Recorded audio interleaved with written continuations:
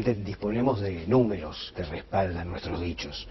Acá hablábamos recién de un aumento aproximado del 7% en alimentos. Hay que tener en cuenta que la repercusión de la evolución del dólar en el semestre pasado todavía no terminó de ajustar precios, y ya estamos hoy frente a un nuevo dólar de 30 o 30 y algo, y veremos a ver cómo evoluciona, toda vez que está empezando a haber restricciones para controlar esa fluctuación. Y entonces decimos que en los sectores más vulnerables de nuestra sociedad, si el 50, ahora el 60, y dentro de muy poco el 70% de los ingresos tienen que estar destinados a alimentos, ¿cómo hacemos para afrontar una erogación tarifaria que con el aumento, con el impacto de este mes de agosto, que va a repercutir a primeros de septiembre con las próximas boletas, ya vamos a estar hablando de que hay aproximadamente un 40 o un 50% de nuestra población que tiene que erogar el 30% de sus ingresos? Bien, a ver, mi salario, ¿cuánto se me redujo? Yo digo, es muy difícil porque depende también cada rubro, cada sector, de lo que ha arreglado, ¿no? Pero bueno. Te invierto la pregunta, sí. ¿A cuánto va a quedar el dólar a fin de año? Ah. ¿En cuánto va a seguir impactando esta mega devaluación en el costo de los productos y servicios que los hogares, los comercios, las industrias consumen? Increíble. Tenemos una economía dolarizada e ingresos en loco. pesos devaluados. Absolutamente. Este fue el verdadero desafío a la hora en la que nos tocó plantear las audiencias públicas, en las que el Ministerio de Energía decidió dolarizar las tarifas de los servicios públicos, que nosotros insistimos, son derechos, toda vez que sin los servicios públicos básicos no existe una vivienda digna, que sin los derechos de usuarios y consumidores que quedan permanentemente y totalmente vulnerados con estas políticas de dolarización, no podemos estar concibiendo la viabilidad económica de una sociedad que desde los primeros decretos de necesidad y urgencia que Macri decidió en cuanto asumió el gobierno de la Argentina, decidió, digámoslo así, eximir a los grupos concentrados de sus responsabilidades tributarias, esto es, de financiar las arcas del Estado.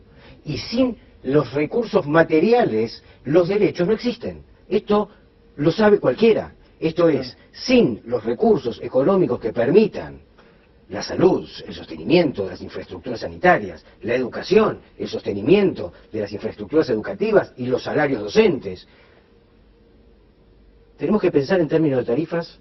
Estamos frente a grupos de poder concentrados, instalados en nuestros ministerios, que en este momento lo único que observan es la rentabilidad de sus empresas, desconociendo absolutamente la viabilidad, la posibilidad efectiva de que la ciudadanía haga frente a esas erogaciones. Sur, todas las madrugadas, depositan en las cuentas italianas de sus accionistas 10 millones de dólares diarios que fugan de la Argentina, que constituye el 80% de su facturación. ¿Y cómo se fuga?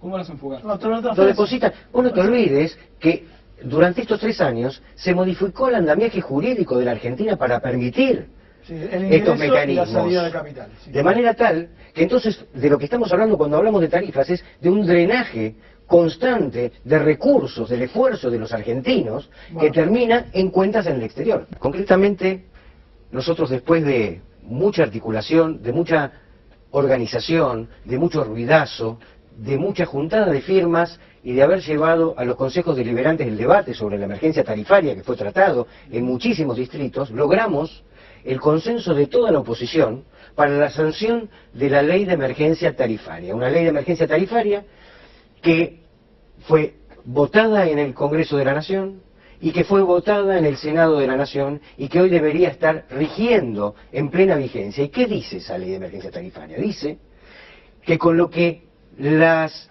empresas de servicios habían ajustado, habían impactado hasta noviembre de 2017, ya estábamos equiparados a lo que pagábamos por estos mismos servicios en 2001, que es cuando no existían los subsidios, y es lo mismo que pagan hoy los usuarios y consumidores europeos. De manera tal que lo que dice la ley es que todo lo que se haya sobrefacturado desde ese momento hasta acá, o hasta cuando entre en vigencia la ley, tiene que ser reintegrado a los usuarios. ¿Y de cuánto estamos hablando? Estamos hablando de que si nosotros desde noviembre de 2017 actualizamos nuestras tarifas por el coeficiente de actualización salarial, aproximadamente de un 50% de lo que facturaron tendrían que reintegrarlo. ¿Puedo decir algo? Nuestros televidentes están viendo el programa y demás. Va a decir, Pablo menciona la ley Y Pablo se basa en la ley, pero la implementación de la ley como que estamos en una nube porque no se va a implementar. Sobre eso te lo digo. La ley es sancionada en senadores. Y frente a eso el veto del Poder Ejecutivo Nacional. Lo cierto es que con ese veto tenemos dos problemas. El primero, que vulnera el derecho de usuarios y consumidores y el derecho de nuestra Constitución a una vivienda digna.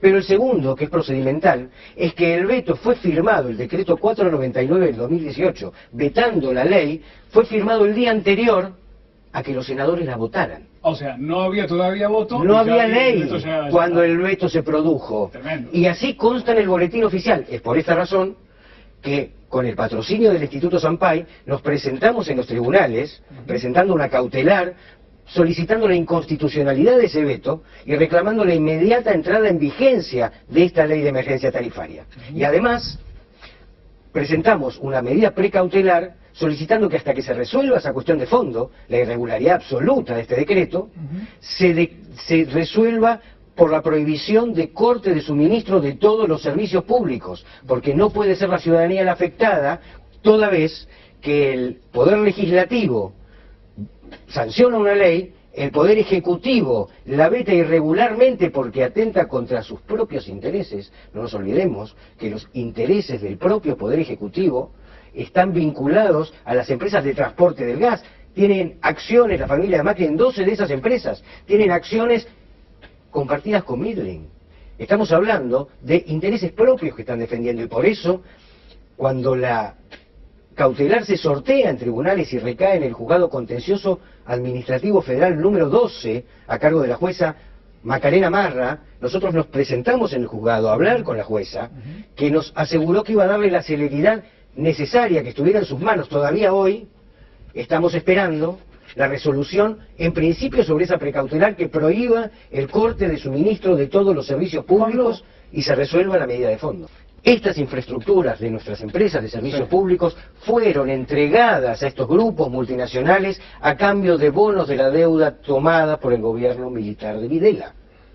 Esas son las mismas empresas, son los mismos intereses que no reparan en las posibilidades de nuestra población y presionan y hacen lobby a través de todos sus recursos, incluyendo la prensa, para convencernos de que vivíamos en una fiesta y esa fiesta había que pagarla. Y cuando vamos a los datos, vemos que en realidad, en noviembre de 2017 ya se había alcanzado el nivel de costo de las tarifas según lo que pagábamos en 2001 y que todo el impacto de diciembre, el nuevo impacto de febrero, el nuevo impacto de este mes de agosto, ya es un impacto que excede y que lo único que hace es generarle más beneficios.